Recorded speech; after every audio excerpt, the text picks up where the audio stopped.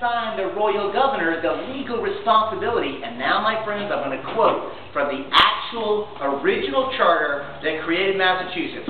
Quote, I, the king, create Massachusetts.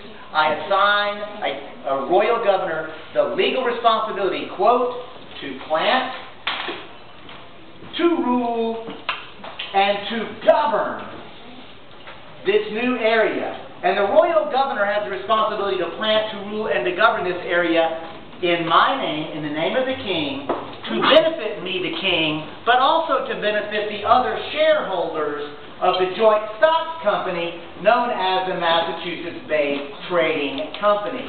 See, Massachusetts began as a for-profit corporation on the same business model as the East India Company. So, too, was it the Providence and Rhode Island plantation. Virginia began as the Virginia Company, right? The Virginia Company. Hell, y'all, Georgia was a penal corporation. Oh, by the way, anybody know what pigment the original basic slaves had who worked that penal corporation? White! The first basically enslaved people who worked the Georgia Penal Corporation were white. See how whiteness had to be created in order to, like, bamboozle us?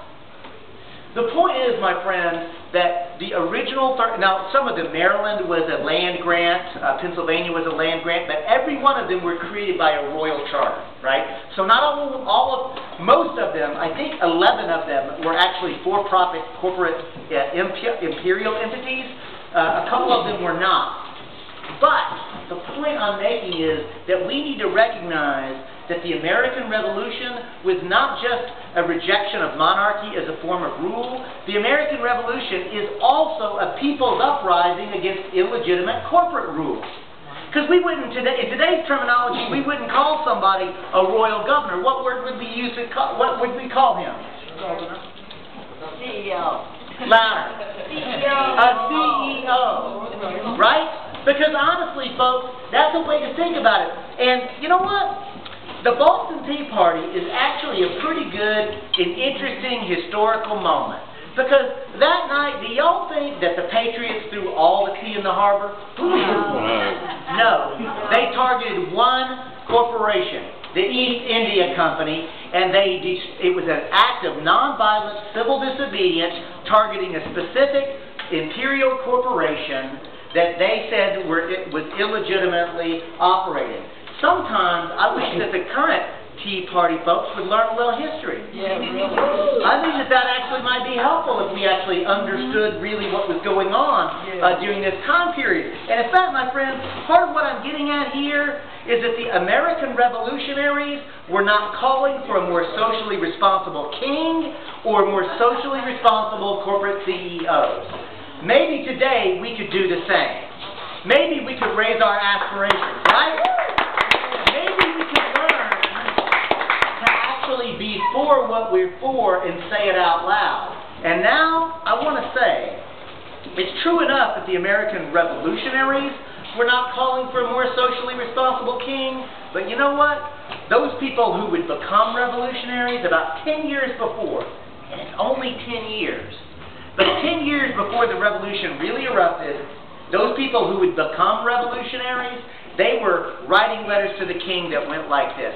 Oh, Father King, we, your obedient children, come before you on bended knee to beg that you intervene on our behalf because the royal governor is administering unfair business and trade laws.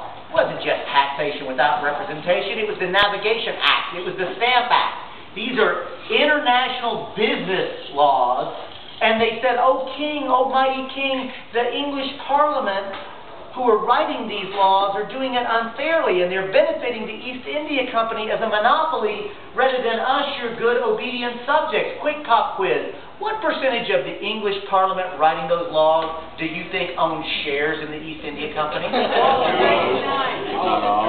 All of them. Every single one of them. I wonder if that's related. Oh, Father King, they begged. Oh, mighty Father, would you please intervene on our behalf? It was the most sniveling, groveling language you can imagine. And I don't know about you, but I'm keenly interested in trying to understand what happened in a decade. What stories did they start to tell, right, that caused a paradigm shift for them, so that they stopped begging and pleading and groveling and instead got up off their knees, stood up straight, put their shoulders back, put their chin up, looked directly at the king, you know, the king who claimed cultural authority from God, and behind the king saw the most powerful military the world had ever assembled, and said, anyway, you know what, y'all are done, get out, we're going to do it different. Because let me tell you something, folks, that process I just described, that process is magic. And I mean it, that is magic. And I want to be clear, if just one person stands up against injustice and oppression against all odds, that is a courageous act that needs to be acknowledged and respected and cherished and be grateful for it, right?